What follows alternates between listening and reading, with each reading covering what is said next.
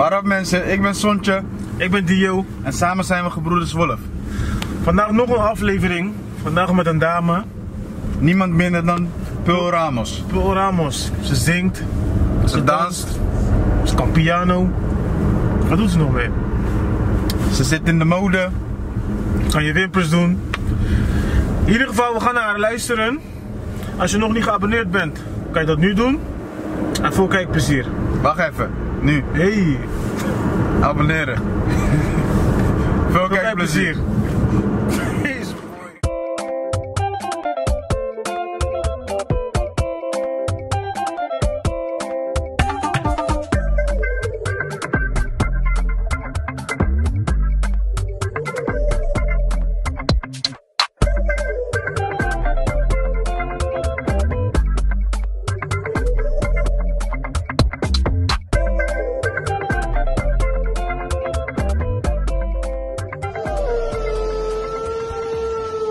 Dankjewel dat je bij ons wilt instappen. Welkom. We waarderen het. Ja, ik ook. Superleuk. Laten we bij jou ook gelijk bij het begin beginnen. Pearl Ramos, wat voor dame of vrouw is dat? Even kijken, een hardwerkende, spontane vrouw. Ik ben een mama. Ja. Ik ben bijna 32 jaar.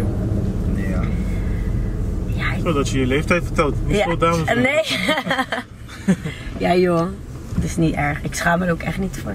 Vaak word ik veel jonger geschat, dus ik vind het niet erg. Oh, dan? Soms irriteer ik me wel eraan hoor. Als ik mijn legitimatie moet laten zien, dan denk ik kom op.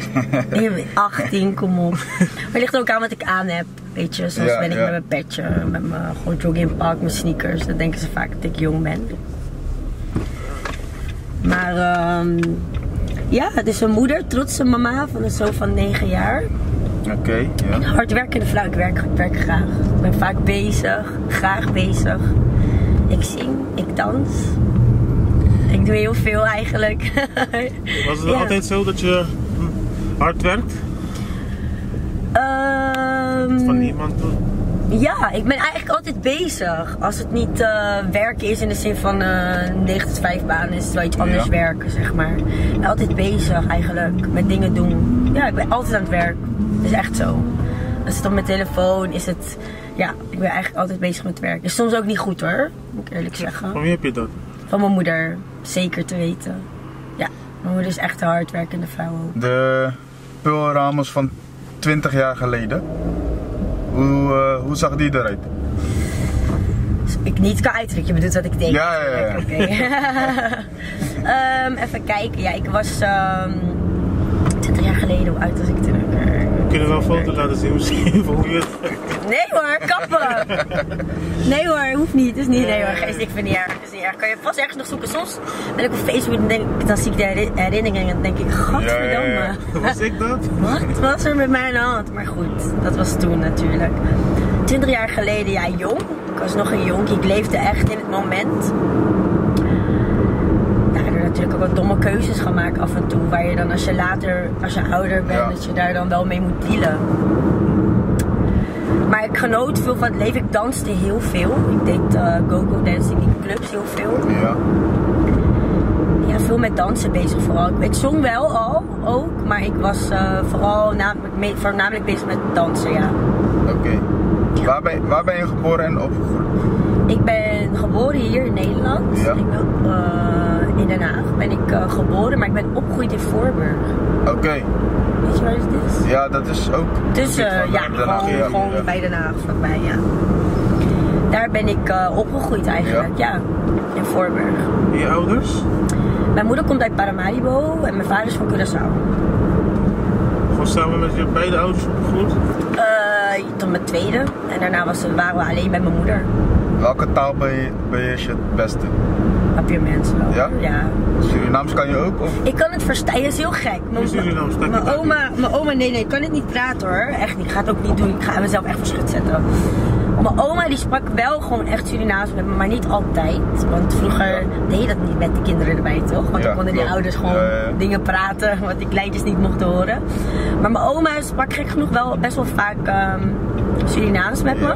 En nu als mensen Surinaams praten, spreken met mij, dan versta ik het gewoon. Ik versta het. En soms verbaast het me ook gewoon. Dat je het echt, verstaat? Dat ik het zo goed versta. Ja, ik versta het echt goed. Maar ik moet wel eerlijk zeggen, ik ben half Surinaams, kwart Antilliaan en kwart Venezolaan. Ja. Van mijn vaders kant. Mijn vader is half, mijn opa is Venezolaan. Ja. Maar ik heb wel meer altijd gehad met mijn Antilliaanse kant. Oké. Ja. Hoe klinkt jouw Bongsiman? Bongsiman. Niet als Bon Zeeman? Bongzeeman, nee. Zeeman de Bongsie. Nee, dat niet. Nee, dat niet. Hoe ben je opgegroeid eigenlijk? Hoe hebben je ouders je opgegroeid eigenlijk? Ja, maar toen mijn vader was, ik was 2, toen mijn vader en mijn ouders uit elkaar gingen dan in ieder geval. Dus samen weet ik niet echt hoe dat is, dat kan ik me niet meer herinneren. Maar mijn moeder, kijk, we hadden eigenlijk altijd alles wat we moesten hebben. Ze werkte gewoon keihard. Ja. Mijn moeder werkte gewoon hard om ons niet tekort te doen, zeg maar.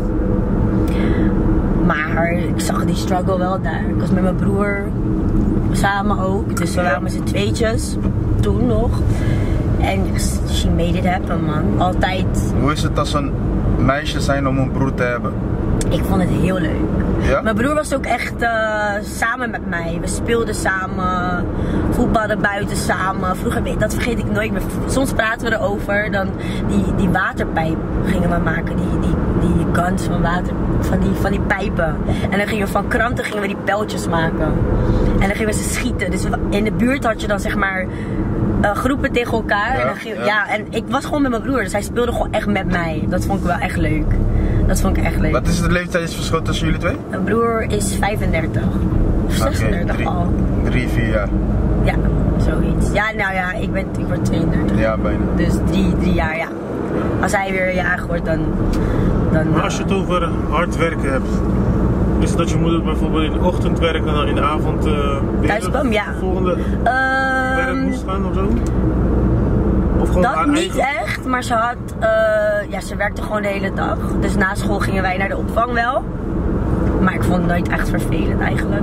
En daarna was ze wel weer thuis. En ik weet wel dat ze vroeger echt in de zorg, ze zat echt in de zorg. Dus Ja. ik kan hem niet helemaal goed meer herinneren, maar ik weet wel dat ze soms wel laat thuis kwam. Ik had mijn broer. En oma, dus we waren gewoon altijd gewoon safe. Maar ze werkte hard, ja. Wat voor Nederlandse eigenschappen heb je? Mijn Nederlandse taal is goed. Ik kan goed praten. Aan de telefoon, ja, kan je niet, denk ik niet horen waar ik vandaan kom. Ik spreek goed de taal goed. Dus jij hoort nooit, zo, ik hoor niet dat je een Antilliaan bent. Nee, dat nooit. Nee, dat heb ik nog nooit gehoord ook. Mensen, ze kunnen ook nooit, als ze me vragen, ja, wat is je afkomst, dan hoor ik echt bijna nooit Antilliaan. Ja. Nee, echt niet. Ik hoor zoveel verschillende dingen. Ik hoor Dominicaan, ik hoor van Eritrea, ik hoor Cabo, maar vaak is dat omdat ze Ramos zien. Ja, en dan klopt. denken ze gelijk, terwijl zoveel mensen in Venezuela, daar komt mijn achternaam eigenlijk vandaan, heet Ramos.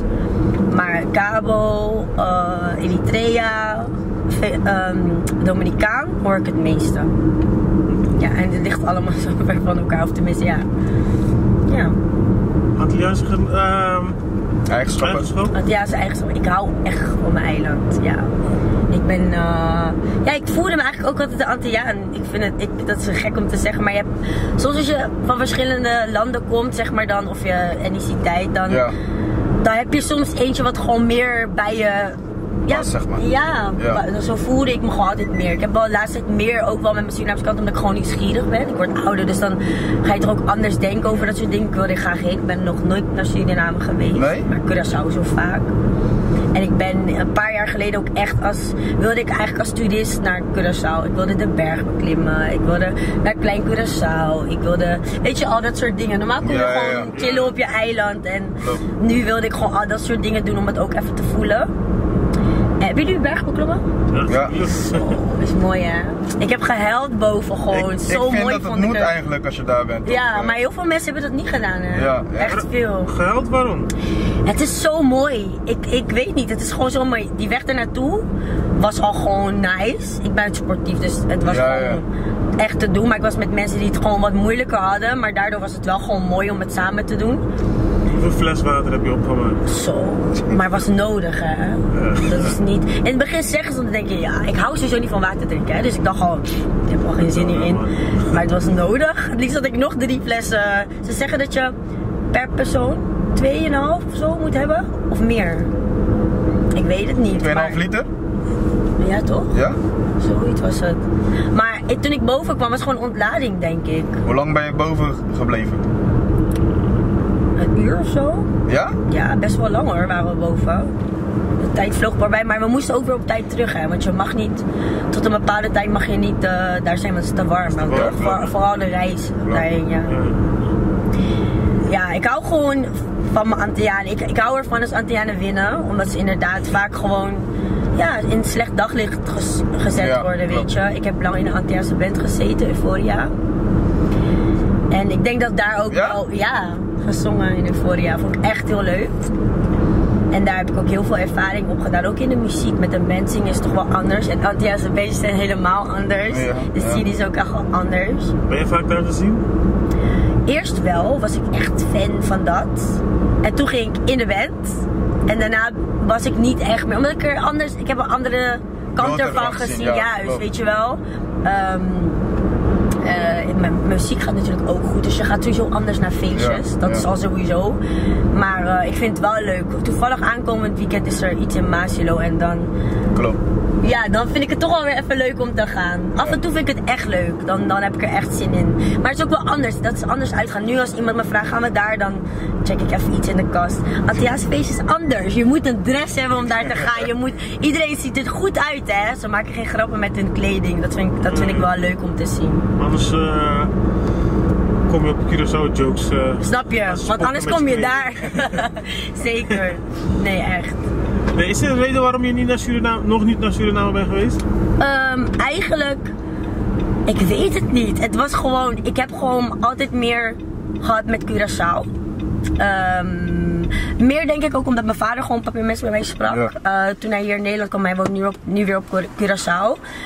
Hij sprak gewoon Papiaments met mij. Mijn moeder sprak gewoon Nederlands. Ze sprak geen Surinaams met ons. Dus, dan heb je die connectie niet. Ik was heel erg nieuwsgierig. Ik ben niet opgegroeid met geen van de talen. Niet met Spaans, niet met Surinaams, niet met Papiaments. Maar toen mijn vader in Nederland kwam wonen, sprak hij gewoon Papiaments. En ik weet nog dat ik een van mijn eerste vriendjes had. En die moeder zei, kijk, je spreekt wel Papiaments. Dus als je dingen wil verstaan, dan moet je leren. Zo ging het. En ze sprak niet rustig. Het was... Snap je? Dus ik moest leren. Maar het heeft me wel geholpen.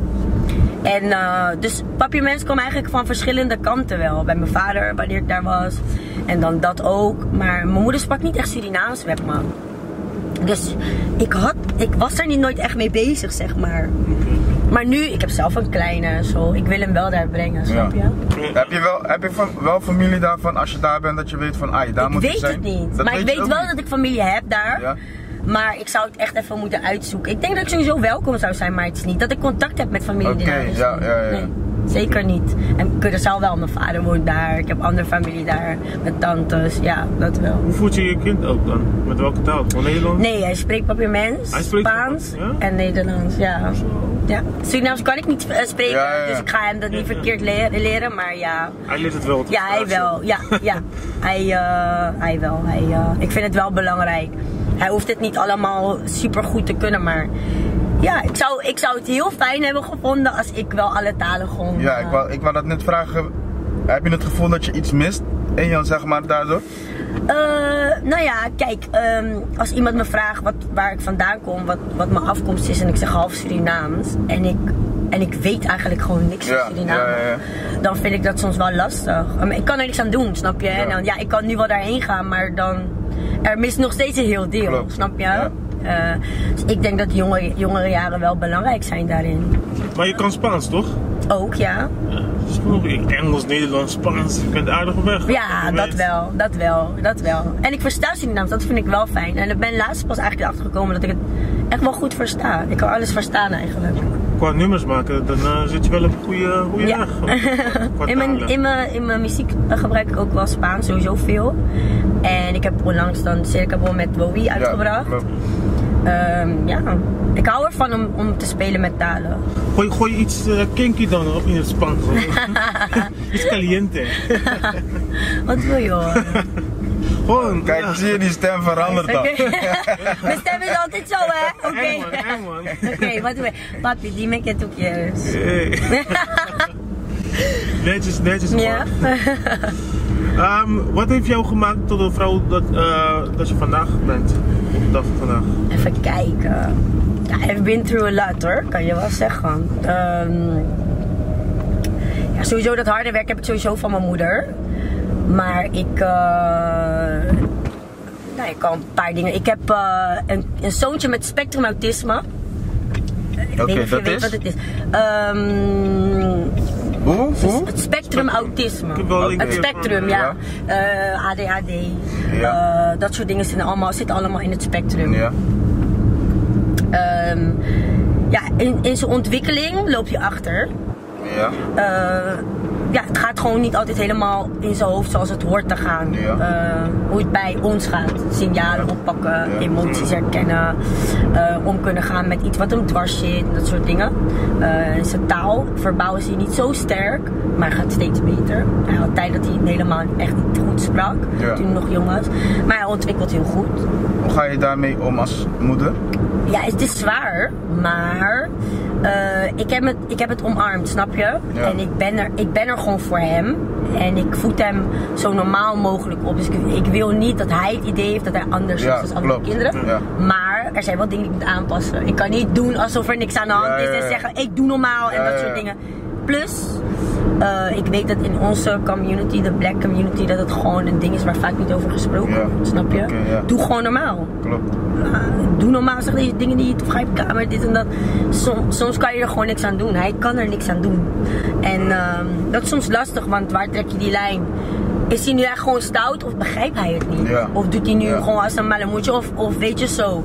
Dat is soms hard. Is dat moeilijk voor jou om te bepalen of het waaraan het ligt? Nu niet meer. Hij wordt nu 9. Maar af en toe is het nog wel eventjes van wacht. Ben je me in een maling aan het nemen of wacht even, ben je serieus? Dat is wel. Maar nu, hij wordt ouder, weet je. Dus het wordt voor mij ook wel wat makkelijker. Het was, als een kindje jong is en hij spreekt nog niet zo goed.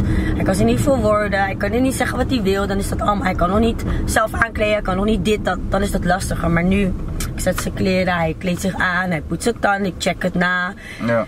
Maar dat heeft ook te maken met hoe wij met hem omgaan, snap je? Als jij blijft voorkouwen, alles blijven doen, dan gaat hij het nooit zelf kunnen.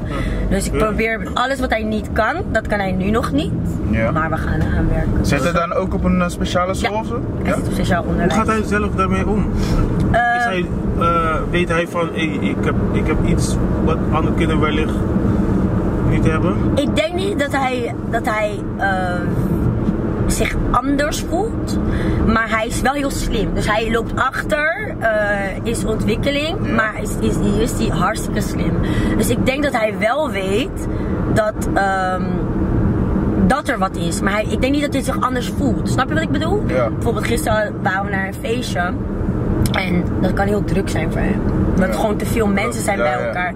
En ze horen alle soorten dingen waar wij ons niet mee bezighouden, hè? Ja. Dus pipi hier, iemand die met een ballon aan het spelen is daar. Alle soorten dingen horen ze. En echt hard. Dus dat kan too much zijn in je hoofd, snap je? En dan ben ik vaak toch nog wel op mijn hoede dan. In plaats van dat ik in de voortuin ga waar iedereen is, ben ik in de achtertuin, want hij is daar aan het spelen. En dan is iedereen. En dan komt hij naar mij om me te zeggen, mama, het gaat goed. Weet je, ga maar. Weet je wel, ik kom zo, jij gaat even 5 minuten spelen. Mama, weet je zo. Dan komt hij na 5 minuten even vertellen van, het gaat goed, weet je. Dus, ja, dus hij is eigenlijk een beetje nu mij aan het vertellen van ik word groter, het gaat beter, weet je. En dat vind ik heel nice, omdat ik ben toch zijn moeder. Ik denk dat zijn vader daar toch iets anders mee omgaat. Het is een man, hij staat anders toch wel in het leven. En moeders willen vaak wel pamperen. En als je zoon dan ook speciaal is, dan ga je er toch anders mee om. Dus ik heb heel lang heel veel dingen voor hem willen doen. En nu laat ik dat los. En dan merk ik voor mezelf dat het ook rust geeft voor mezelf. Is het zo dat je in het begin dan, toen je erachter kwam, of in ieder geval toen je wat jonger was, dat je bijvoorbeeld niet in het openbaar met hem durft te gaan of zo? Ik heb eigenlijk een hele korte periode gehad van schaamte, maar dat was niet schaamte voor hem. Maar dat was meer schaamte voor... Ik dacht dat het door mij kwam dat hij dat had, snap je? Maar dat kan helemaal niet. Ik heb het ook gevraagd. Ja. Ik was echt confused. Ik dacht, heb ik iets niet goed gedaan in de zwangerschap? Waarom ik? Waarom moet ik nu? Weet je wel, ik snap het niet, weet je zo. En ik heb wel vaker plekken vermeden. Omdat ik gewoon dacht van, andere mensen begrijpen het vaak niet, snap je? Maar nu heb ik daar dikke aan, echt waar. Je benoemde net, zeg maar, het verschil tussen hoe jij het doet, zeg maar, in de opvoeding en de vader het doet. Kan je daar een voorbeeld van opnoemen? Kijk, we zitten op één lijn, dat 100% zeker, want dat is belangrijk. Consistentie en patronen voor hem is belangrijk, routine, dingen hetzelfde. Als daar dingen in veranderen, dan kan hij daar moeilijk mee omgaan. Hij kan het wel, maar het is lastiger. Dus we zitten eigenlijk op één lijn, maar bijvoorbeeld zijn vaders situatie is heel anders. Hij heeft ook nog broertje en zusje daar, snap je? Ja. Dus bij mij zijn enigste kind, daar zitten verschillen in. Bij elk kind, hè? Los van of ze speciaal zijn, dat is bij elk kind. Bij hem is dat natuurlijk iets meer. Maar verder zitten we gewoon op dezelfde lijn. Alleen ik denk als moeder dat je toch meer pampert. Dat je je kind toch meer dingen voor hem wilt doen. Als we ergens buiten zijn, dan ben ik niet bang voor hem. Want hij is een schatje, hij is lief. Maar hij zoekt toch altijd wel kindjes op. Hij is altijd bezig. Maar dat ze hem niet gaan begrijpen. Dat ik toch nog op een afstand ga kijken van, dat is niet altijd nodig, weet je. Hij is een jongen, hij kan die dingen zelf. En ik denk dat zijn vader daar anders mee omgaat. Heb je wel eens dingen moeten afwijzen of jezelf moeten beperken, je talenten door hem, althans? Door zijn specialiteit? Voor hem, meer zo moet ik het zeggen. Ja, want kijk, ik kan veel boekingen aannemen als ik wil. Maar dat trek ik niet, omdat het gewoon zwaar is af en toe. Dus soms kan ik dingen gewoon niet doen. Omdat ik weet, de volgende dagen heb ik hem. Of ik zeg altijd gewoon de week met hem. Dan is mijn volledige aandacht gewoon op hem. Ik moet werken, 100% zeker. Maar mijn aandacht is gewoon op hem. Dus dingen soms niet kunnen doen door hem. Dat is wel... Ja, maar het is meer voor... Ik voel het voor mij als voor hem, inderdaad. Dus ik doe het voor hem. Omdat het gewoon belangrijk is. Ja, door hem klinkt wel erg. Ja, maar ik weet dat je het niet zo bedoelt. Maar inderdaad voor hem. Maar hij is heel muzikaal en hij houdt heel erg van muziek. Ja? Dus af en toe zou ik bijvoorbeeld kunnen zeggen, ga je mee met mama naar dansen? Als ik les moet geven, dan gaat hij mee. Of ga je mee naar mama? Als ik een keer in de middag ergens zou staan en hij was bij mij. Lady, zeg ik je eerlijk, dat alle shows juist in een weekend vallen of iets dat hij bij zijn vader is. Dat is echt fijn.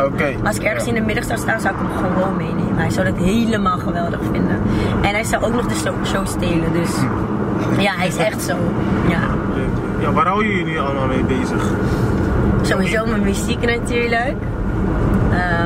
Is dat je inkomen op dit moment? Ik heb een eigen salon, een wimpersalon. En 2 gems van die tandkristallen. Dat is pas begonnen, dus het is nog aan het lopen. Maar het gaat goed, het gaat de goede kant op. Maar dat is wel dus een dingetje. Ik kan alleen maar lesjes, zo noem je dat, wimpers zetten. Op het moment dat hij op school is. Of als hij bij zijn vader is, snap je? Dus inderdaad zijn er daar weer dingen wat ik moet bedenken, zodat mijn salon gewoon blijft lopen. Nu ben ik bezig met een opleiding. In plaats van alleen maar mijn certificaat die ik heb, om dat te kunnen doen, ben ik bezig met een opleiding, zodat ik straks les kan geven. En dan kan ik mensen aannemen. Snap je? Maar dat zijn wel dingen die ik moet doen, want anders kan ik wel een salon openen, maar het kan niet lopen. Ja, klopt. Omdat ik kan niet wimpers gaan zetten wanneer hij er is. Kijk, een 2 jam, die plaats ik binnen een half uurtje of een kwartiertje. Ja. Maar wimpers, het duurt gewoon 2 uur. Ik kan niet van die jongen verwachten dat hij maar 2 uur daar rustig gaat zitten bij mij. Een wimperset doet 2 uur? Ja man, een nieuwe set, ja. Als je mooie wimpers wil. Vaak hebben vrouwen geen geduld. Nee, ja, jij hebt wel van die strips, maar wat ik zet is per haartje. We kunnen het zo uittesten.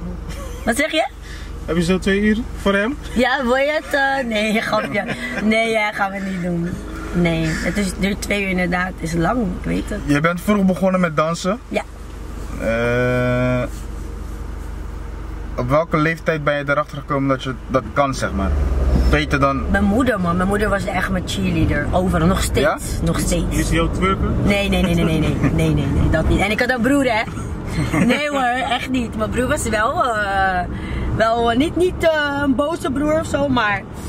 Ja, maar het was wel duidelijk dat ik niet met nonsens thuis hoefde te komen, zeg maar. Daar was ik ook echt niet mee bezig.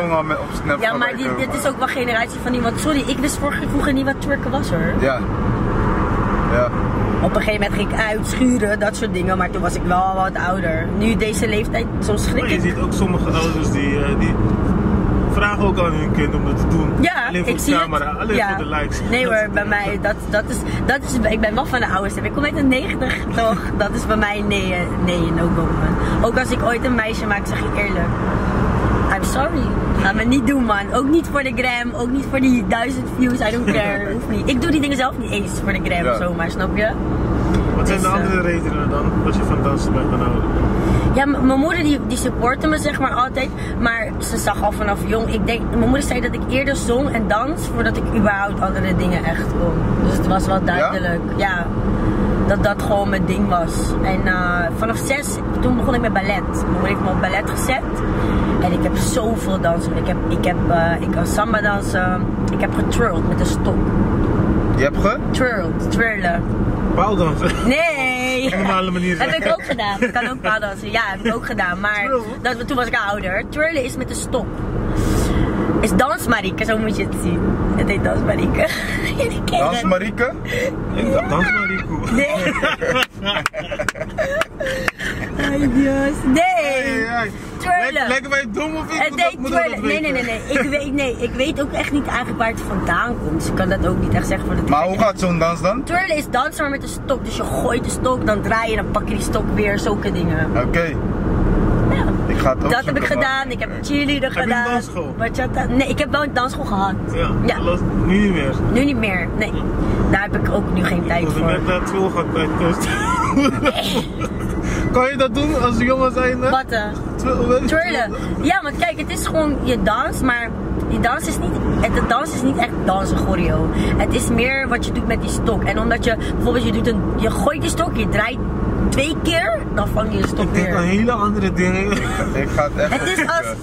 Ik ga het voor jullie zoeken. Dan kunnen jullie het stok draaien. In de tussentijd, jij houdt je ook bezig met mode? Ja, styling en zo. Ik heb modemaatkleding gestudeerd. Ja. Waar is dat ontstaan? Ach, ik weet het niet. Mijn moeder zegt altijd vanaf jong kleren knippen en zo. Je eigen kleren? Ja, maar ik zeg er nog niet daarna, ja. Ik doe het nog steeds. Maar ik ben, ik was altijd bezig met kleding, hoe het eruit zag, mijn vriendinnen kleden en zo. Altijd gedaan. Altijd. En toen ik mijn diploma had gehaald, mijn VMBO-diploma. Ja. Toen ben ik modemaatkleding gaan studeren. Modemaatkleding is kleding maken. Ja. En daarnaast deed ik DTEX styling. Dus dan, die heb ik ook gehaald. Dus ik kan mensen stylen. En dat doe ik nog steeds, ja. En zingen? Ben je begonnen met zingen? Ook op jonge leeftijd. Mijn moeder liet me altijd meedoen met van die wedstrijdjes. Ik ga het zo voor jullie zeggen, ja. Met van die zangwedstrijdjes, karaoke dingen en zo. En dan won ik.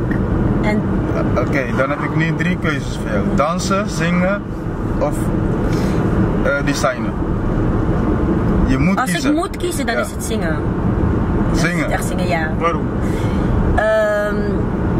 Ik denk, kijk, voor mij is eigenlijk alle 3, klinkt misschien gek, is alle 3 een beetje een therapie voor mij. Ja. Ik kan bijvoorbeeld in de avond, als ik even vrije tijd heb, dan ga ik niet rusten, want ik ben echt zo. Maar dan ga ik bijvoorbeeld outfits checken voor komende shows of wanneer. Ik heb een ziekte, ik ga jullie eerlijk zeggen. Ik kan niet naar de supermarkt met normale kleding. Nee, ik meen het.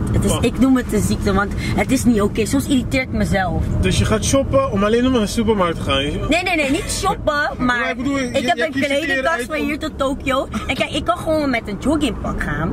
Maar dan moet je joggingpak matchen met mijn schoenen of mijn jas.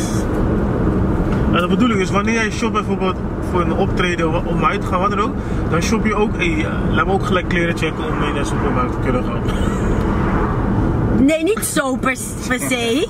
Maar in mijn kast, zeg maar, zitten al sowieso die dingen. Dus als ik ga shoppen, dan check ik inderdaad kleding voor dagelijks leven, Ja, dus ook gewoon voor het normaal. Dus die Nike Tech, die kleur moet passen met je Moet papa. met iets zijn, ja. Ik zou niet snel een Nike Tech kopen, maar het is wel mooi. Het zou wel kunnen, ja. Maar ik hou wel van joggingpak hoor, dat is wel... Maar ik moet zeg maar... Ik kan niet uitleggen, het is gewoon een ziekte. Ik noem het gewoon een ziekte. Soms dan kijk ik naar die tijd denk ik, hé, ik doe gewoon snel, want het slaat nergens op. Je gaat gewoon naar de supermarkt. Ja. En dan ga ik heb bijvoorbeeld een joggingbroek aan, een grijze. En dan ga ik bij mijn t-shirts kijken of zo. Dan moet ik gewoon eentje pakken, want het kan gewoon erop. Maar dan ga ik toch kijken welke ik leuk vind om eyeliner. Dan ga je ook je haren doen, eyeliner. Nee, eyeliner kan ik niet. Eyeliner ga je bij mij niet zien. Het gaat echt fout. Ik kan het niet. Ik kan geen eyeliner zien. Alleen die kleding kost veel tijd voordat je Ja. even terug naar zingen. Ja. Wat is het eerste nummer ooit die je hebt gezongen? Gezongen Ja. of gemaakt? Want gezongen weet ik echt niet zo snel. Dat zou ik echt aan mijn moeder moeten vragen. Ze weet het sowieso. Het Maar eerste nummer dat je weet dan dat je hebt gezongen? wat ik heb gezongen was Falling van Alicia Keys. Ik was echt fan van Alicia Keys vroeger, man. Ja. Die vrouw, hè? Ja, ik was echt fan van haar. Als ik jou nu vraag, is dat te veel gevraagd? Om een stukje ervan? Falling? Van Falling, ja. Vraag je te veel. Want ik heb gehoord dat als je mensen die kunnen zingen, als je hun vraagt om te zingen, dan willen ze vaak niet. Ik wil best wel zingen hoor. Iemand wil zingen op Op camera. Nee, maar op... Nee, kijk, nu zeg je gewoon een liedje. Als je me zou vragen, zing eens Opdracht. iets, dan gaan alle liedjes uit mijn hoofd. Zo gaat het altijd. Snap je? Als je me vraagt van zing eens iets, dan is er niet een liedje dat ik nu opeens zou gaan zingen. Snap je? Maar nu vraag je me Falling. Falling, ja. I keep on falling in and out of love with you. I never loved someone the way that I love you. Door haar ben ik piano gaan spelen. Dat kan je ook. Ja. Je hebt kwaliteiten, man, talenten. Je hoeft mij geen hele tories te laten spelen, maar ik kan sowieso mezelf begeleiden. Door het niet is makkelijk voor jou. Ja, dus. dat kan ik wel spelen. Dat is geen probleem. Vader Jacob. Ja, dat zijn simpele dingen. Ik kan mezelf begeleiden, ik kan noten lezen, dus dat is... Oké. Ja. Okay. Wat is muziek voor jou dan? Therapie, man. Ik schrijf, of om me af te schrijven, echt. Ja. En ik ben gewoon een entertainer, dus op het moment dat ik mijn muziek kan overdragen aan iemand, zeg maar, dan is dat voor mij gewoon mijn verhaal vertellen. Schrijf je al je teksten zelf of Ja, geef je tot dat nu wel toe eens wel. uit de handen? Nee, tot nu toe heb ik alles zelf geschreven. Ja. Maar ik ben wel op het punt gekomen nu dat ik het wel leuk zou vinden om te kijken hoe het zou werken als iemand anders. Misschien werkt het. Misschien heb je de juiste persoon met mijn stem, met diegene, hoe diegene schrijft. Als dat de formule is, let's go. Snap je? Maar je schrijft ook voor anderen. Ja. Ook. Mag je dit zeggen? Voor wie heb je ooit geschreven? Die bekend is. Voor Nederland, die Antillianen. De Antillianen sowieso niet. Ja, voor de band heb ik wel eens dingetjes gedaan. Nee, ik kan niet alles zeggen nu, maar voor nu, wat zeg je? Voor Wowie niet. Nee, voor Wowie niet. Wowie schrijft zelf. En dat nummer bedoel ik gewoon, heb je apart geschreven? Ja, dus mijn part is van mij en zijn part is van hem. Maar ik schrijf voor mijn zusje, Ivy. Zij is nu ook goed bezig, voor haar schrijf ik. Ik weet niet of je Merce kent, voor hem heb ik wel eens geschreven. Ja. Ja, hij heeft toffe dingen liggen. Van zichzelf, maar ook wat ik heb geschreven. Ja, ik wil me daar wel nog meer op in ontwikkelen hoor. Lijkt me, het is soms beter om voor iemand anders te schrijven. Soms maak ik dingen die zijn ook gewoon niet van mij. Weet je, ik heb ook heel veel liedjes thuis die ik dan heb gemaakt. Omdat het mijn inspiratie op dat moment was, maar het is niet voor mij. Hoe kies je dat uit? Of wanneer bepaal je dat van, hé, dit past niet eigenlijk bij mij? Ik heb het wel geschreven, maar het past niet bij mij. Ja, bijvoorbeeld, dat maakt het makkelijk voor mij om voor mijn zusje te schrijven. Omdat ze wat jonger is, ze is nu 18, maar soms schrijf ik dingen vanuit het oogpunt van toen ik jonger was. Oké, ja. Maar ik ga dat nu niet meer brengen, snap je? Ik ben een volwassen vrouw, mijn liedjes zijn ook gewoon soms te caliente om nu nog kinderdingen te gaan maken, snap je? En voor haar werkt dat wel, snap je?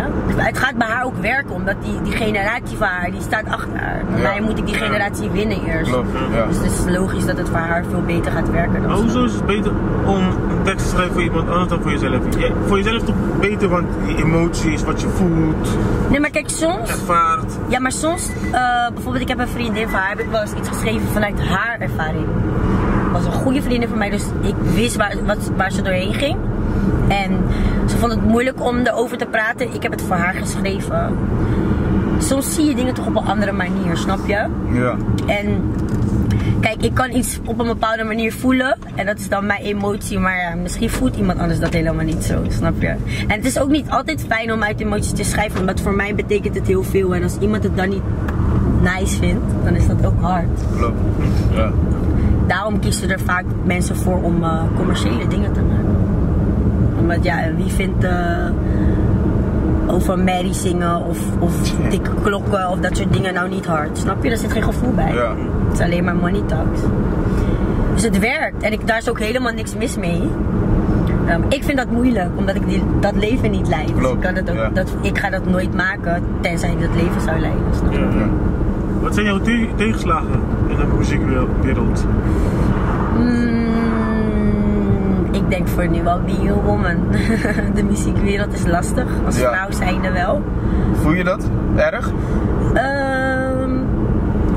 Nog steeds in 2022? Nou, ik zeg je eerlijk dat het nu wel beter aan het worden is, omdat er meer aandacht aan besteed wordt. Ja. Of het op de juiste manier gaat, weet ik niet. Maar dat er aandacht aan besteed. Kijk, je kan soms ook blijven zeuren om iets, weet je. En als iemand dan zijn best doet, of mensen hun best doen om er wat aan te veranderen, dan kan je ook niet blijven zeuren. Snap je? En ja, ik denk dat we wel moeten begrijpen dat sommige dingen gewoon wel ergens toch een mannenwereld is. Want hier in Nederland zijn de meeste mannen wel aan top. Maar er kan wel verandering in komen. Want we hebben goede vrouwen. Denk je dat als je een man was, dat je dan wat groter was qua naam? Door precies hetzelfde wat je nu doet? Ik denk dat ik wel uniek zou zijn. Met mijn stemgeluid. Snap je? Als man, als zanger dan. Ja, wel. Als zanger wel. Maar als zanger denk ik dat het ook nog harder is. Moeilijker is als man, hè? Denk ik ook. Serieus? Als een rapper. Ja, oké, ja. Dat denk ik. Maar het kan, correct me if I'm wrong, maar ik denk dat ook. Dus ik denk niet dat het alleen voor vrouwen zo is, maar ik denk dat als zanger, als man, als je als man zanger bent, dat het ook lastiger is als een rapper. Is er nu een man die wellicht bij hetzelfde als jij doet, als vrouw zijn dus? Mijn genre er zijn zeker wel die dit doen.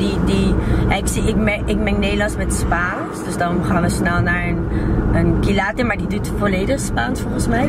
Merendeels, ja. Merendeels. Isaias, die doet Papiaments met Spaans, soms Nederlands. Kike. Ja, zij een beetje die kant. Kijk, als je echt mijn genre moet vergelijken, Nederlands-Spaans, dan is het Ros Sanchez. Maar daar kan ik niet tegenop, want dat is weer een andere tak. Ja. Hij zit ook in een hele andere tak. Maar qua muziek, als je het moet vergelijken als man zijnde wel. Ja, dan gaan we naar de R&B sneller. Dan heb je een Stefano.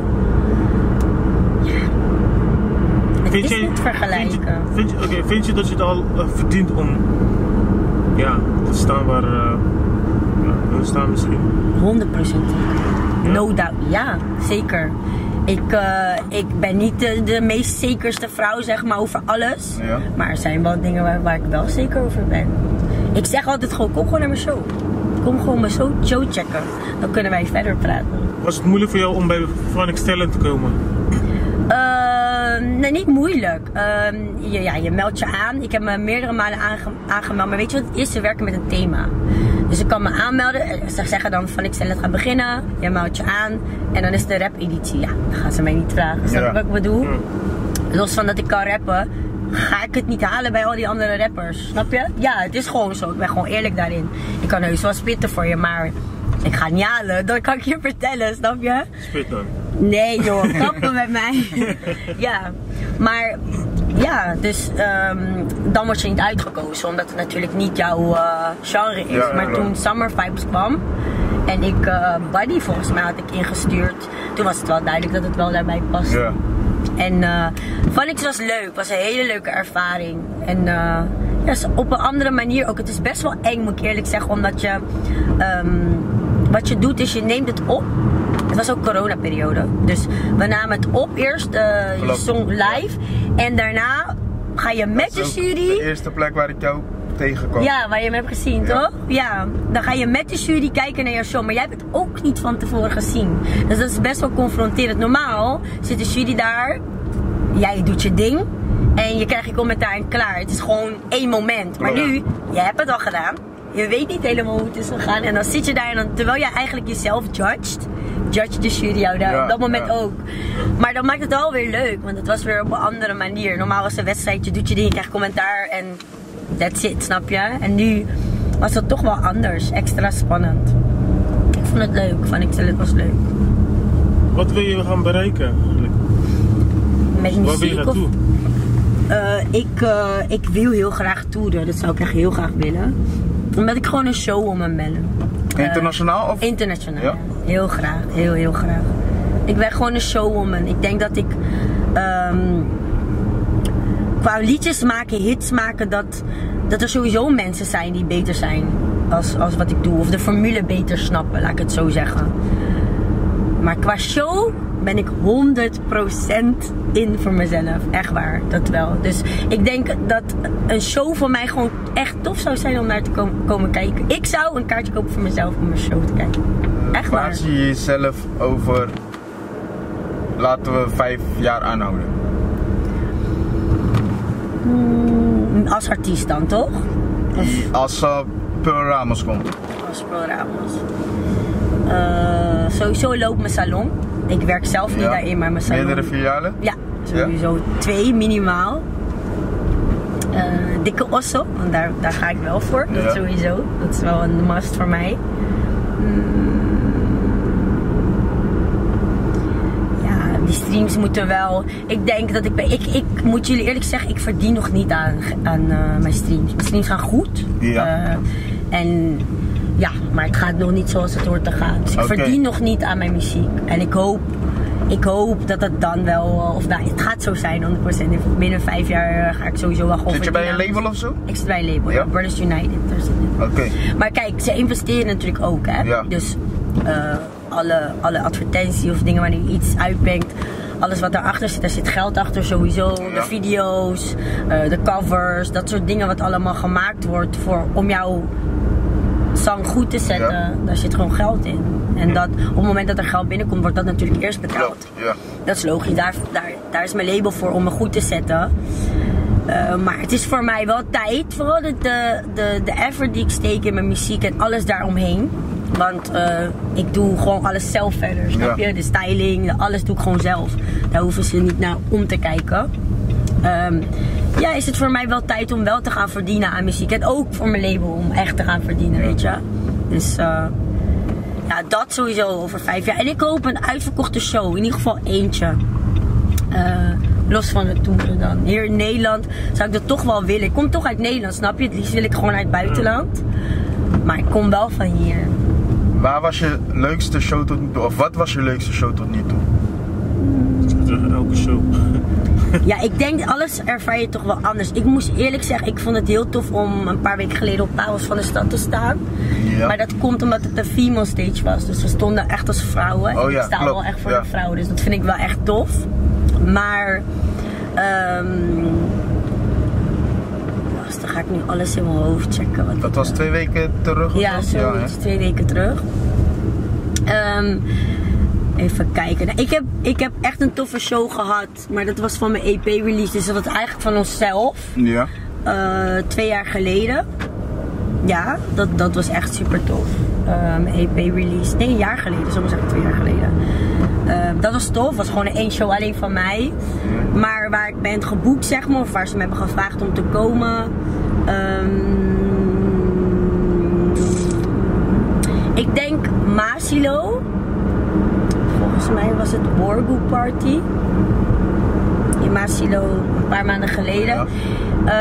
En ik denk dat het kwam omdat ik daar voor het eerst zag dat mensen mijn liedjes echt meezongen. Ja. Dat is voor mij, ik ben heel humble, dus ik kon het niet eens geloven, snap je? Dat je zoiets hebt van, ze zingen gewoon tunes mee.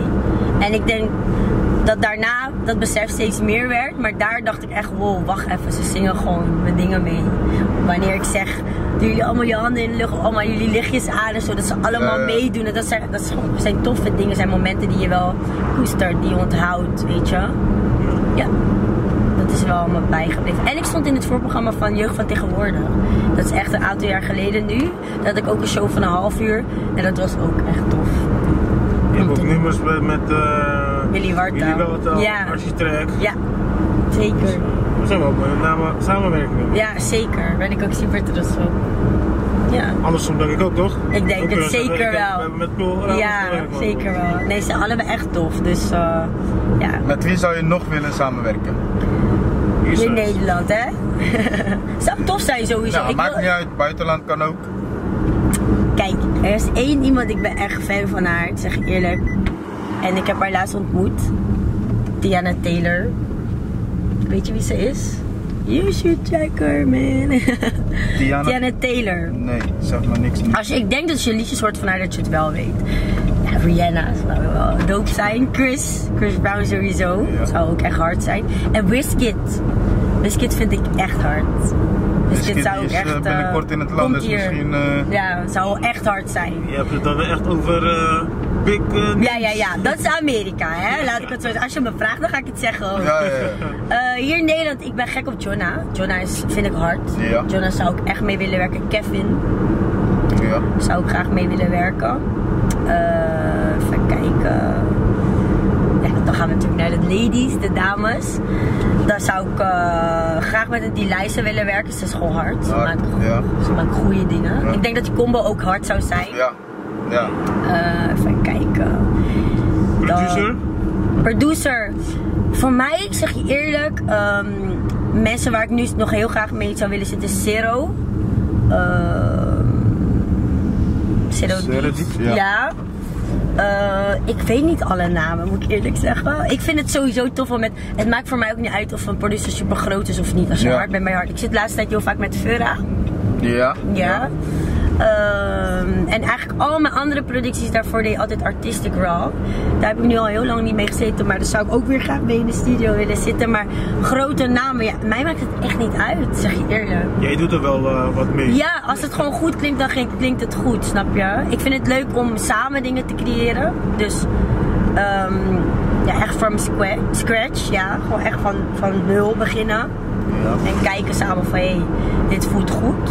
En elkaar uitdagen. Soms heb je producers die echt een bepaalde stijl maken. Maar misschien is het juist leuk om iets te maken wat je normaal niet doet. Ja.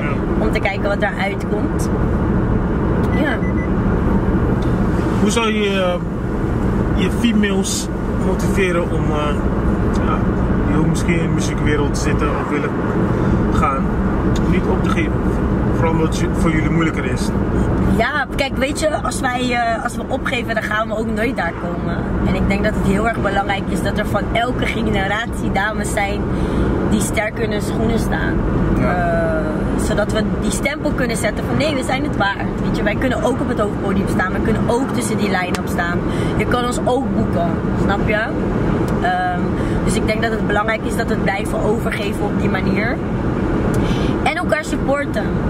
Dat is echt een dingetje. Wat zou volgens jou moeten veranderen in het algemeen zodat vrouwen ook dezelfde kansen krijgen als mannen, zeg maar, in de muziekwereld? We moeten sowieso elkaar meer gunnen. Dat is nummer 1. Ja. Vaak is er al heel snel een strijd. En die is niet nodig, zeg maar, tussen vrouwen. Ja. Ik zie het zo, als jij wint, dan win ik ook. Ik ben ook een vrouw, snap je? Ik denk dat dat nummer 1 mentaliteit is die moet veranderen. Niet bij iedereen, hè? Sowieso niet bij iedereen. Want zoals ik denk, denken er sowieso meer. Maar dat is denk ik het nummer 1. Samen kunnen we echt veel doen. Ik zie vaak boys gewoon echt vaak samen springen op een trek. Kom op, hoe vaak zien we dat? Ja, klopt. Maar hoe vaak zie je dat bij vrouwen? To be honest. Ja. Nooit. Bijna nooit. Weinig. Ja. Dat is gewoon zonde. Terwijl er kunnen gekke samenwerkingen zijn. Er kunnen gekke tunes uitkomen. Dat weet ik 100% zeker. Als het aan mij ligt, doe ik een vrouwenwriterscam. En komen we allemaal samen om gewoon te checken hoe het zit, man. Ja. Echt. Oh, die mannen doen dat ook, maar ja, zeker. Die vrouwen doen het ook, maar niet alleen met vrouwen. Vaak is het dan samenwerking met mannen. Wat ik snap, dat snap ik. Maar ik denk dat het belangrijk is dat we elkaar die steun geven. Snap je? Het moet ergens vandaan komen. Volgens mij is dat wel eens gebeurd, maar niet echt wat mee gedaan. Niet doorgepakt. Ja. Daarom zeg ik, we moeten het blijven doen. Wij moeten toch wel vaker bewijzen van we zijn het waard. Dus we moeten dat ook blijven doen. Anders gaat het niet werken. Ja. Heb jij het zelf willen opgeven trouwens? Muziek? Ja. Want je denkt, ja, ik ben een vrouw. Ik zie dat ik meer moet gaan pushen. Niet per se omdat ik een vrouw ben. Maar ik heb wel eens gehad, niet per se dat ik zou stoppen met muziek, maar wel, kijk, ik wil gewoon een artiestenleven. Ik wil gewoon die superster zijn, snap je? En niet per se superster van, ik wil uit mijn huis kunnen lopen en dan mensen moeten foto's maken en paparazzi. Ja. Niet zo superster, maar ik wil gewoon mijn muziek overal hebben, snap je? Daar kies je voor. En je vecht. Ik ben al wat ouder nu. Ik doe dit al een aantal jaar. Dus op een gegeven moment heb je wel momenten dat je wel gaat twijfelen aan jezelf. Dat je denkt van, is dit wel voor mij? Of moet ik gewoon die 9 tot 5 baan gaan nemen? Want ik weet het ook niet meer, snap je? Maar ja, zoveel passie heb ik voor muziek. En zoveel liefde heb ik voor muziek. Dat ik ook niet anders kan. Kijk, ik doe mijn ogen open en ik ben Pearl Ramos. Het is voor mij niet dat ik in een ander jasje moet stappen. Dus I can't help it. Ik ben gewoon wie ik ben, zoals ik ben. Dus stoppen is voor mij geen optie, denk ik ook. En iedereen waarvan ik dat zeg, zegt sowieso, als jij dat doet, dan praat ik nooit meer met je. Ja. Maar ik heb wel zeker wel een aantal keer die gedachte gehad van, is het wel voor mij? Ben ik niet ook al te oud? Ja, je gaat soms toch wel twijfelen aan jezelf met bepaalde dingen. Er worden soms dingen gezegd waarvan je denkt van, misschien als ik bepaalde dingen niet doe, dan gaat het hem ook nooit worden voor mij, weet je. Ja, dan ga je wel twijfelen af en toe. Voor de ouders die net een kind hebben gekregen die net iets anders is dan de normale kinderen, als ik het zo mag zeggen. Ja. Wat zou je tegen hun kunnen zeggen? Ja, sowieso geef niet op. Je bent niet alleen, dat is nummer 1.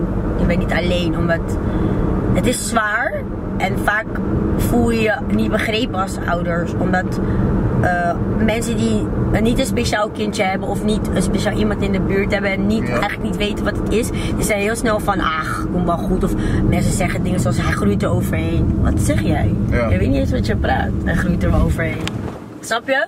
Of doe eens even normaal, hè? Je kan je kind niet dit of dat, weet je snapt het niet, je snapt het niet.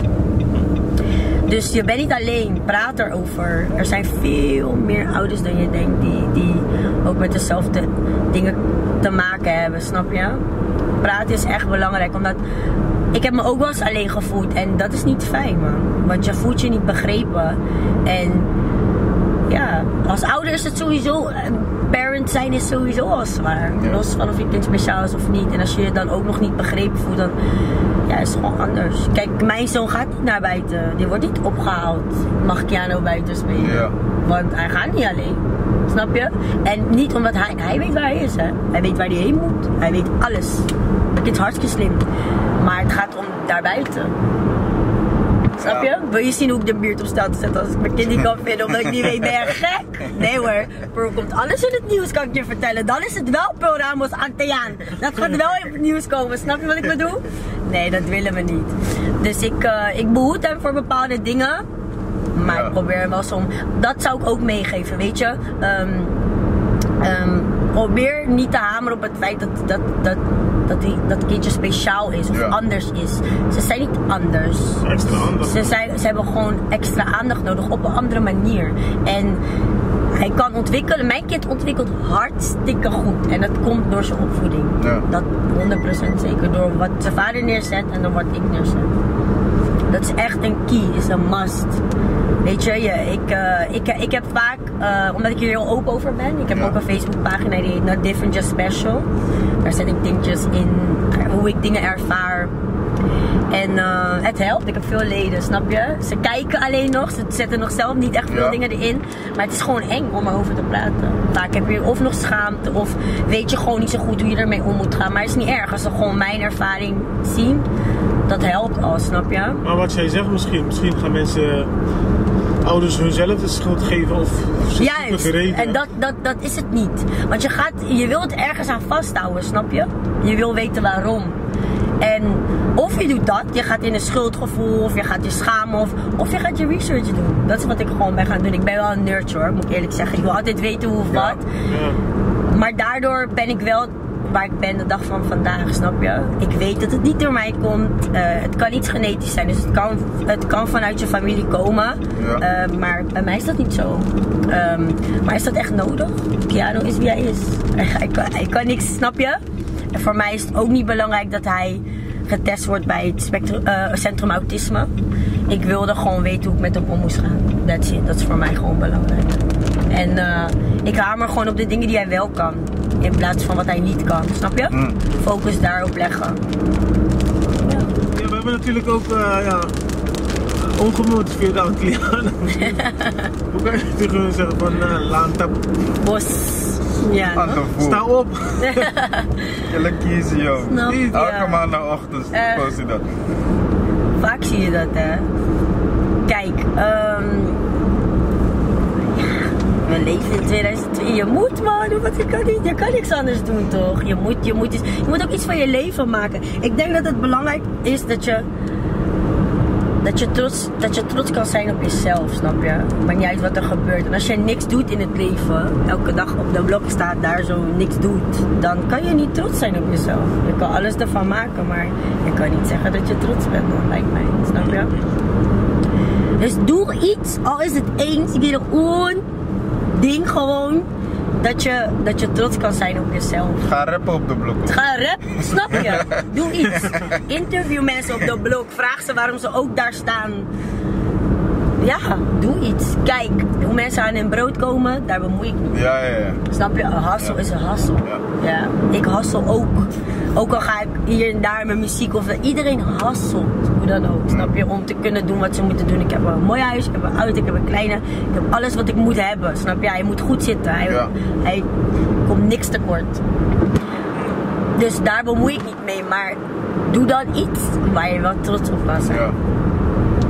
Dat is het. En als je iets doet, doe het goed. Ga je ook Curaçao optreden? Ik hoop het echt. Ik zeg je eerlijk, ik wacht gewoon tot ik gebeld word. Ik ga voor je regelen. Soms snap ik het niet, snap je? Secret Curaçao. Ja? Gaan we fixen hoor. Bestaat het wel, is Club Secret. Ja? Ik ging niet echt uit daar, hè. Het is een nieuwe club. Ja, het is een nieuwe. Nee, maar ik zeg je eerlijk, ik zou dat echt tof vinden. Ik zou Curaçao op stelte zetten, dat wel. Ja? Jawel. Zou ik echt leuk vinden. Maar ook zuur hoor, zou ik ook leuk vinden. Kijk, ik wil ook naar de Dominicaanse Republiek. Je bent nieuwsgierig man, nu wil ik een hele tour met jou maken gewoon. Ja hè, misschien moet jullie volgende keer mee. Dan gaan we gewoon in de auto gaan we mee met de show van Ramos. Ja. Hou ik je aan hè? Ja, gaan we doen. Als je een showtje hebt gaan we mee, gewoon kijken wat je allemaal meemaakt, doormaakt. Is leuk, ja. Zou ik wel leuk vinden. Jullie gaan het ook leuk vinden. Hier is mijn salon trouwens, maar daar gaan we niet heen. Ook gewoon in Zoetermeer. Ja, misschien maakt hij straks afspraak. Je bent vervelend. Dadelijk heb ik wel mijn mijn diploma ook voor wimperlifting. Dat doen ook mannen, hè? Dat is gewoon wimperliften. Dus dan gaat het gewoon, je eigen wimpers gewoon een beetje omhoog, zodat het niet naar voren staat. Ja, ze doen het echt. Nee, ik zie het echt knikken van nee. De mannen van Cachet Dat weet ik niet. Daar laat ik niet over uit. Oké, want dadelijk heb ik het gedaan. Nee. Ze komen niet bij mij in ieder geval. Klinkt. Ik weet dat eentje hier in de buurt woont, dus... Ja, je bent vervelend. Laat hem met rust. Maar sommige mannen hebben al zulke wimpers en gekruld. Ja. Laat me jouw wimpers kijken. Ik doe niks met mijn wimpers, man. Nee, maar sommige mannen hebben gewoon gekrulde wimpers. Ik heb mijn neef ook doet af en toe knippen bij mijn wenkbrauw. Doe je. Nee, maar sommige mannen doen dat gewoon. Ja, sommige mannen ontharen. Epileren alles. Epileren. Maar wimpers zijn mooi van zichzelf, toch? Ja, ik zeg goed. Ja, supergoed, ja. Bedankt. Bevestiging. Mooie wimpers.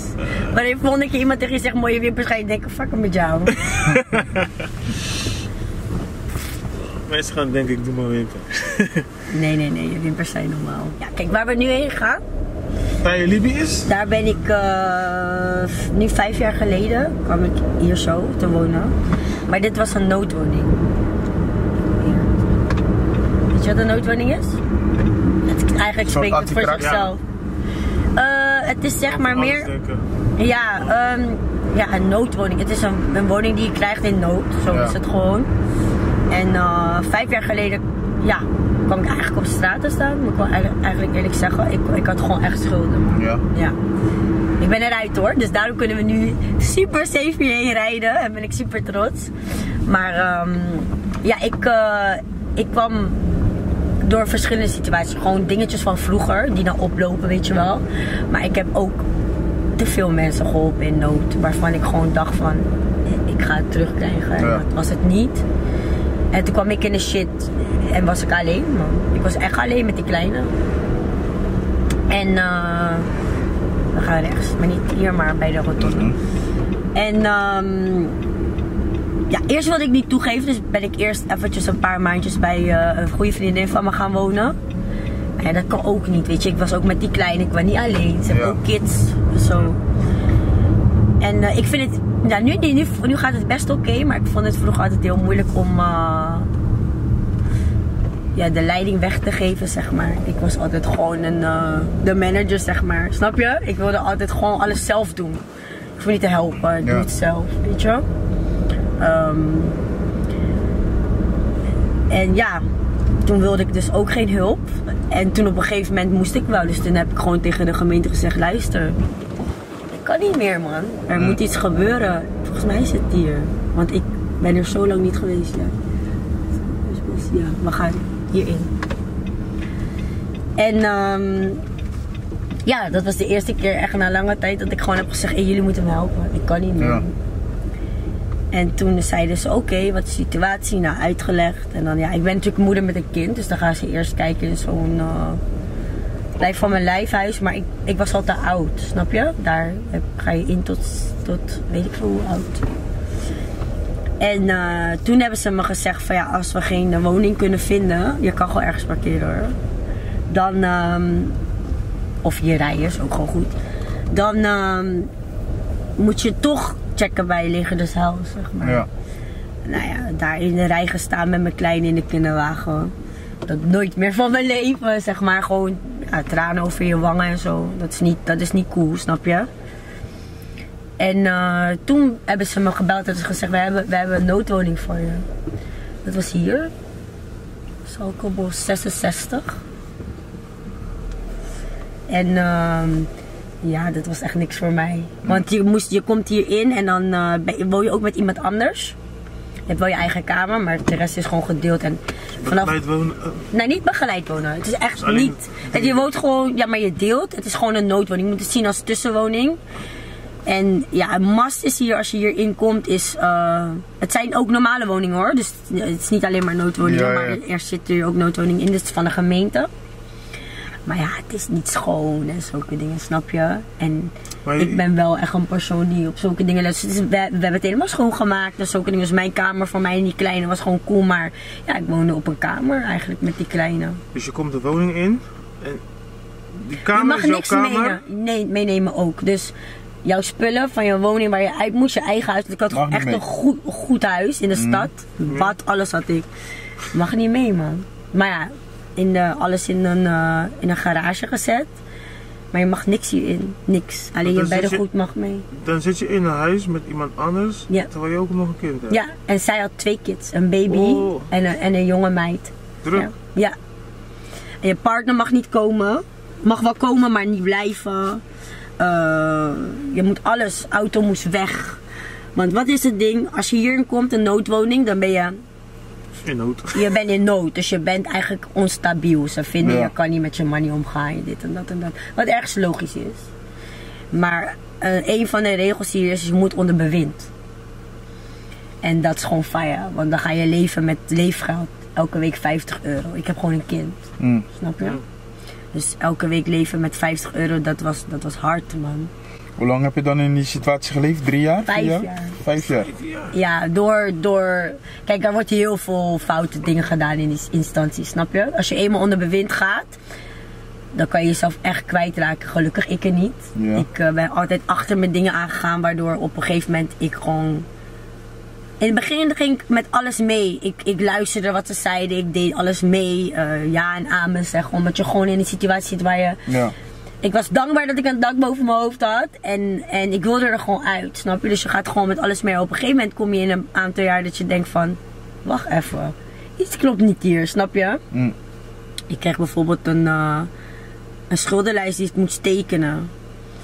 Ik zie die schuld is, weet ik veel hoeveel, €1000 Nee. groter als dat ik erin ging. Ja. Maar wat heeft mijn bewindvoerder gedaan dan? Ik kreeg €50 leefgeld, jullie kregen mijn geld. Wat hebben jullie afbetaald dan? Wat hebben jullie gedaan? Ja.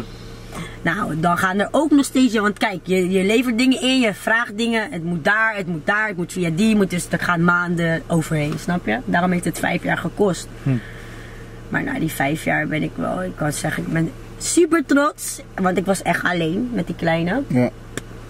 En het heeft me gewoon wel een andere vrouw gemaakt. Want ik ben... Mijn mentaliteit is echt veranderd. Ik ben anders mensen gaan helpen. Als ik het niet terugkrijg, gewoon de energy, hè, dat geef ik ook niet, man. Want ik werd gewoon leeggezogen. Gewoon te lief, weet je. En dat is niet oké. Dus ik ben nu wel een andere vrouw, maar wel in de positieve zin. Het werkt gewoon beter. Het protect mijn energy, ja man. En ook voor mijn kleine. Hier ben ik ook gaan nadenken over zijn specialiteit. Oké, stappen ondernemen. Vanaf hier is die ook naar de eerste speciale school gegaan. En dat soort dingen. Ja. Maar het heeft wel veel stress gekost, denk ik, om met iemand in huis te wonen die ook kinderen heeft. Die je ja, kent. ook omdat gewoon, kijk, niemand hoort wie ze is. Dus het maakt niet uit. Ze was gewoon niet schoon. Snap je? En ik ben wel zo, man. Ja. Ja, ik ben heel erg gesteld op me. Gewoon, het moet gewoon schoon zijn, netjes, goed ruiken. Alles moet gewoon goed zijn. Je huis is ook je safe place, snap je? En ik ben hartstikke dankbaar dat ik een dak boven mijn hoofd had. Maar ik voelde me alles behalve safe. Snap je? Mm. Ja, ik woonde toch met iemand, ik ken haar niet, hè? Ja, Ik bedoel, je weet niet wie diegene is, je weet niet, ik sliep altijd met 1 oog open. Ik woon daar toch met mijn kleine, weet je wel. Ik leefde in mijn kamer, met die kleine in de kamer. Toen kreeg zij een woning. En toen was ik alleen. Toen pas ben ik gebruik gaan maken van de woonkamer en dat soort dingen. Echt. Ja, man. Lijkt me 5 jaar, dat lijkt 10 jaar. Ja, is echt zo. Als ik soms terugdenk, maar 5 jaar is ook lang, hè. 5 jaar is niet niks, snap je, is niet niks. En kijk, het is nice dat het bestaat, noodwoning, want ik bedoel, in die rijbijliggende zelfs, dat doe ik nooit meer van mijn leven. 1 keer gedaan, nooit meer van mijn leven. Dus dat dit bestaat is mooi, weet je. Dat is per gemeente anders. Hier is het noodwoning, een andere gemeente heeft iets meer geld. Die geeft je een huis per direct. Ja. Of die zegt, je kan een jaar hier inwonen en dan moet je, weet je, zo. Maar ik had een dak boven mijn hoofd met die kleine. Dat was voor mij het belangrijkste, snap je? En er zijn gewoon hulpmiddelen, maar... nooit meer van mijn leven, man. Hoe oud was je toen? Ik was, dat is 2017. We zitten nu 22, dat is 5 jaar geleden, 5 jaar geleden. Ik was 27. Ja. En kijk, jij blijft van mijn lijfhuis en dat soort dingen, maar dat is volgens mij tot 27. Snap je? Ja. Oké, dus, man. En daarna kreeg ik urgentie. En dan dat krijg je en dan mag je 3 huizen bezichtigen. Nee, bij de derde, je mag ze niet weigeren allemaal. Dus als je de derde weigert, dan vervalt je urgentie, toch? Toen kreeg ik die woning waar jullie me net hebben opgehaald. Ja. Nou, ik was heel blij ermee, omdat het gewoon mooi was. Het zag er strak uit. Ik was gewoon blij. En ook dat ik een nieuw begin had, weet je. Ik had 2 andere huizen bezichtigd, dacht ik, nee. Ook heb ik urgentie, ik ga hier echt niet in, snap je? Je moet goed voelen. En mijn huisje nu voelt wel als daar ben ik gewoon echt trots op. Omdat ik daar gewoon een nieuwe kamer voor die kleine had en dat soort dingen. En ja, nu ben ik uit bewind en is het voor mij ready. Als ik mijn huis kan kopen, als jullie mij zien met een dikke ossen, dan snappen jullie waarom. Echt. Ja. Oké. Het is je gegund in ieder geval. Dankjewel. Ja, ik doe mijn best, man. Wat is het woord misschien om vol te houden? Om dat niet op te geven in die situatie. 5 jaar. Ja, man, niet opgeven. Wat heeft je op de been gehouden? Ja, mijn kleine, sowieso. Ik denk, echt eerlijk gezegd, als ik die kleine niet had, weet ik niet of het zo was gegaan als dat het was gegaan. Hij was wel mijn drive, snap je? Ik denk dat het ook makkelijker is als je in je eentje bent om even bij die te blijven. Ja. Even bij die. Hé, joh, ik pak een ticket, ik ga naar mijn vader. Pura, man, ik was weg geweest, hoor. Ik zeg je eerlijk, ik was weg geweest. Ja. Ik was echt weg geweest. En ik zou denk ik ook niet meer terug zijn. Ja, misschien met die corona zou ik misschien denken, shit, ik moet wel teruggaan of zo. Ik was weg geweest. Zou makkelijker zijn geweest, snap je? Dus kijk, niks gebeurt zonder reden. Ja, als je kinderen hebt natuurlijk, ga je natuurlijk 2, 3 keer over nadenken. Ja. Ik heb wel gedacht, van ik ga weg met hem. Maar dan ga ik denken aan zijn ontwikkeling, alles, snap je? Dat op Cura gaat dat niet werken. Misschien nu, dat ze daar meer ontwikkeld in zijn, maar voorheen echt niet, hoor. Dus nee, deze situatie heeft echt mijn ogen geopend, man. En ik heb me nooit geschaamd ervoor, man. Ik praat heel openlijk erover. Want kijk waar ik nu ben. Dus, snap je? Soms, door zulke situaties ga je leven misschien meer waarderen. Juist, dat ook. Dat sowieso. En de kleinere dingen. Ja. Zeker te weten. Maar goed, gaat nu goed? Ja, hartstikke goed. Ik kan het zeker niet klagen. Dik. Dus gaat goed, man. Binnenkort gaan we samen toeren. Ja, zeker. Dus het gaat goed komen. Moet goed komen. Komt goed, joh. Nee, is goed. Waar kunnen mensen je vinden? Sowieso op Spotify, Pro Ramos natuurlijk. YouTube, Pro Ramos.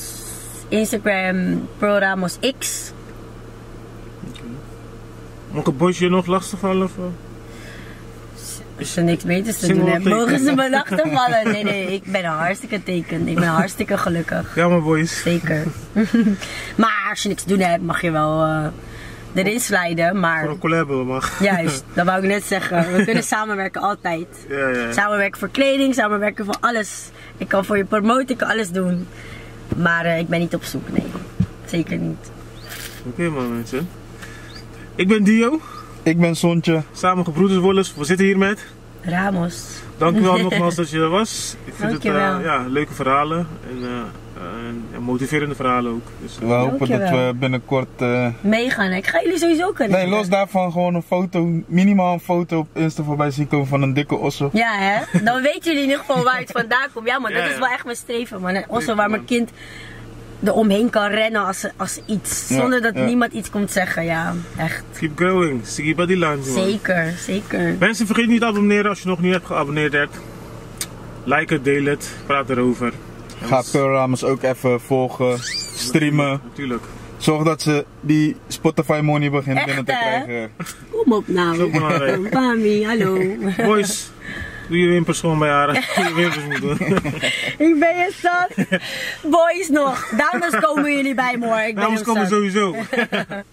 We zien jullie volgende keer. Yes. Ciao. Ciao.